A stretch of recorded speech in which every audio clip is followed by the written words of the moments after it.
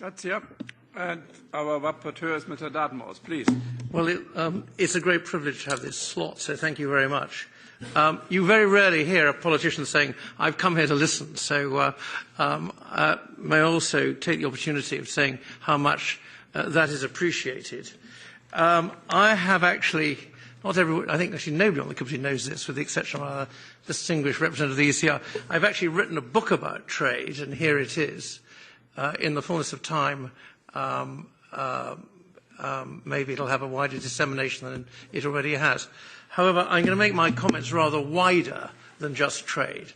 So first of all, let me start with my own opinion. First of all, I think there should be an emphasis in supporting small and medium-sized enterprises. We now know, which wasn't clear in the 70s, we now know that small and medium-sized enterprises lead the economy. They don't follow the economy. And it's small and medium-sized enterprises that tend to provide growth and innovation. And that should be recognised in the EU budget.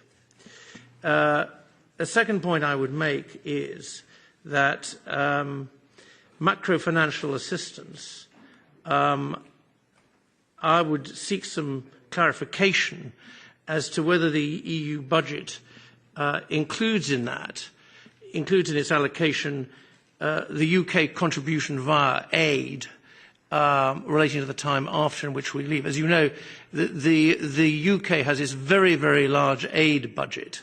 I prefer to use the term. Sorry, I see how long have I got actually? I see the clock's going. I always keep within my time. It doesn't matter. Okay. Has a very large aid budget. I would argue a swollen aid budget, and some of that swollen aid budget finds its way into the EU's macro-financial assistance. So it would be most interesting to know what your calculations are on that after March of next year. Thirdly, the opinion is. The opinion that I shall be putting forward is that macro-financial assistance should be needs-driven and not policy-driven. It should be driven on the basis of needs, not on the basis of policy. The EU also has a trade-related assistance, which has been defined as the EU's aid for trade. But I think I prefer the expression trade, not aid. And that is what the EU should, in my view, actually look at.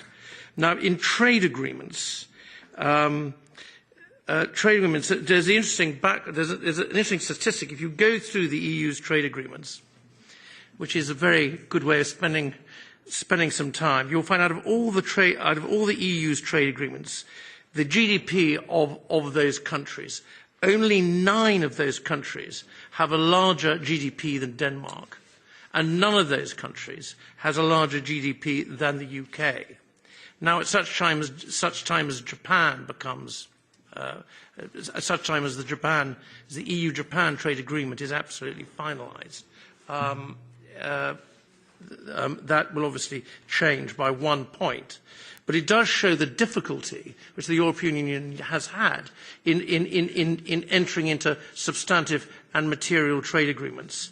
And therefore, the argument I put forward is that human rights and labour rights, desirable as they are, trade agreements are just not the right forum for that. Otherwise, you just don't get any trade agreements at all. That's essentially been the experience of the EU. Finally, I reject the view that trade should be an instrument for creating growth and jobs, not a foreign policy tool,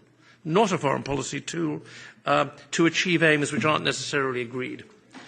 And I said I didn't entirely want to restrict my comments to trade, so I've got 3 lightning points, which I should be able to get within the 4-minute mark. First of all, that the EU is leaving and will no longer be paying in the same amount of the budget. Therefore, the EU budget should recognise that, and that the obliging and therefore the remaining member states would then have to increase their contribution, and this will likely cause several member states severe difficulties. Further, it should be pointed out that member states in the Eurozone are obliged by treaty to limit their domestic budget deficits. It follows, therefore, that the EU that when the EU leaves, the EU should reduce the budget rather than increasing. And one simple and straightforward saving, which I think we can all agree, is that it should be one seat for the European Parliament and not two. And finally, there is one gigantic anomaly, which I think we can all agree from, except for one member of this committee, which is this. Luxembourg is far and away the richest country in the European Union, measured by annual income per capita. It's also one of the 5 or 6 richest countries in the world. Nonetheless, there are over 2,000 administrative jobs relating to the European Parliament located in Luxembourg. These could be more usefully relocated to low employment regions of the European Union, such as southern Italy or a poor country like Bulgaria. And I would really recommend that those 2,000 jobs should be relocated. It makes no sense for them to be in Luxembourg. Incidentally, I rather doubt that all of this opinion will come out exactly as I've rendered it out of this committee.